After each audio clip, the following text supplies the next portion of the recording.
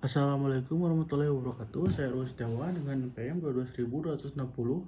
Saya dari kelas E dengan mata kuliah Filsafat Hukum. Di sini saya membuat video dengan tujuan untuk menyelesaikan tugas individu yang diberikan oleh dosen saya, yaitu Pak Alfi, untuk menjawab beberapa pertanyaan dari kasus The Spellman Explorer dengan pandangan dari hakim yang telah ditentukan. Pertama-tama, kasus Dispersion Explorer ini adalah sebuah hipotesis hukum yang sangat terkenal dan sering digunakan dalam studi filsafat hukum dan jurisprudensi. Kasus ini diciptakan oleh seorang filsuf hukum bernama Leon L. Fuller dan pertama kali dipublikasikan dalam Harvard Law Review pada tahun 1949. Inti dari kasus ini adalah 5 orang penjelajah gua atau Spellman Explorer terperangkap di dalam gua akibat tanah longsor yang menutup satu-satunya jalan keluar. Setelah beberapa waktu, mereka berhasil melakukan kontak radio dengan dunia luar dan mengetahui bahwa mereka memiliki sedikit sekali persediaan makanan dan tidak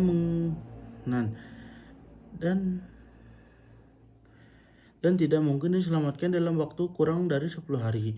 Tim medis yang berkomunikasi dengan mereka menyatakan bahwa tanpa makan tambahan mereka semua kemungkinan besar akan mati kelaparan. Sebelum tim penyelamat mencapai mereka dalam situasi putus asa tersebut, mereka melakukan kesepakatan untuk melakukan kanibalisme di mana salah satu dari mereka akan dikorbankan dan dimakan oleh yang lain agar mereka dapat bertahan hidup sampai penyelamatan tiba.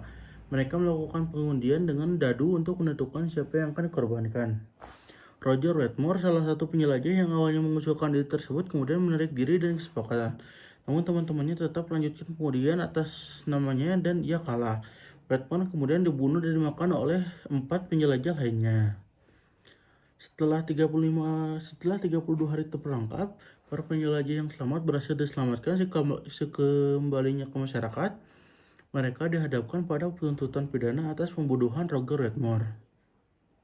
Kasus ini kemudian diajukan ke pengadilan fiktif di Newgate, di mana 5 hakim memberikan pendapat yang berbeda-beda mengenai apakah para penjelajah tersebut bersalah atas pembunuhan atau tidak.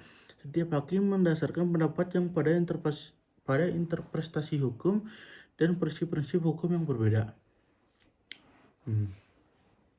Pada kasus ini, saya menggunakan pendapat dari Hakim Handi karena saya merasa lebih masuk akal dengan pendapat dari Hakim Handi ini tersebut, karena beliau lebih mementingkan tentang pendapat publik berdasarkan hasil demokrasi dari para masyarakat yang telah diajukannya.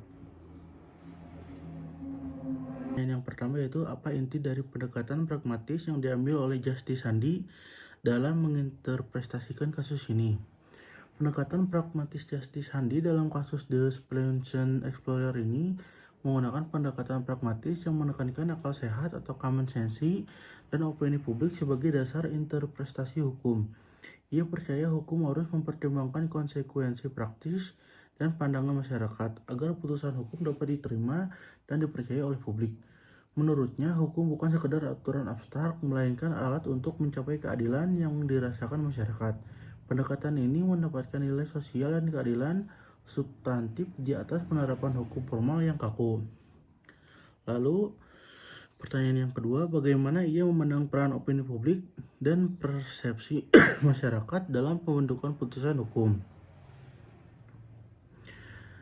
Justice Handi ini memegang peran opini publik dan persepsi masyarakat digolongkan menjadi 3. Yang pertama yaitu opini publik penting, yang dimana Justice Handi menilai opini publik sebagai faktor utama dalam pembentukan putusan hukum agar hukum mencerminkan nilai dan norma masyarakat.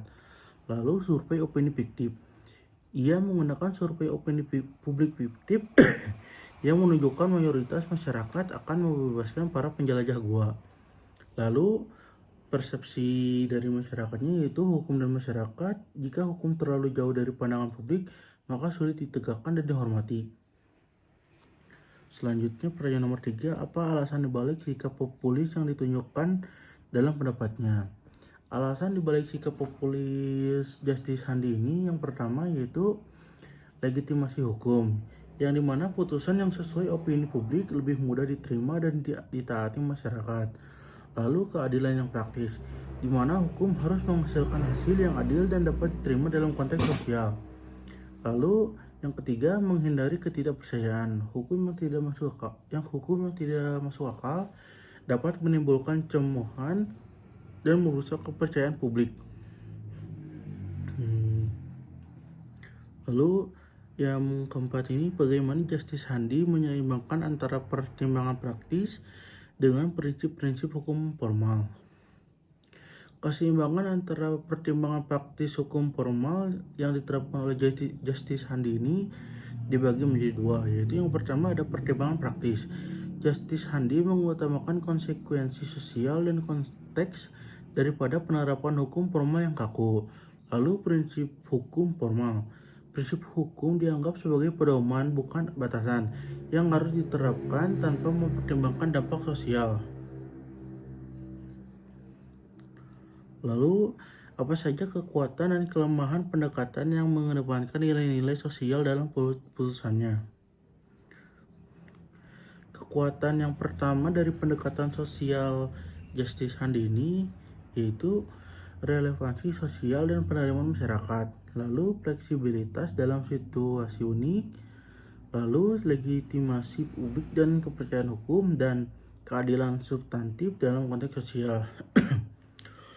Selanjutnya, kelemahan dari pendekatan sosial Justice Handi ini terdapat empat, yaitu pertama, ketidakpastian hukum akibat perubahan opini publik, resiko pelanggaran supremasi hukum, potensi diskriminasi minoritas, lalu yang terakhir subjektivitas dan manipulasi akal sehat.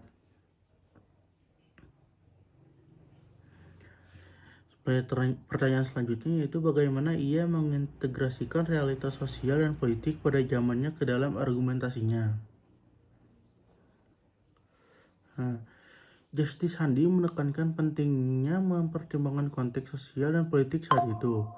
Ia melihat hukum harus responsif terhadap tekanan publik dan kebutuhan menjaga kepercayaan masyarakat dalam situasi luar biasa. Pendekatannya mencerminkan pandangan bahwa hukum tidak boleh terlepas dari realitas masyarakat dan harus melayani nilai-nilai yang berlaku. Pertanyaan selanjutnya yaitu apa perbedaan utama antara pendekatan pragmatis Justice Handi dengan pendekatan para hakim lainnya dalam kasus ini?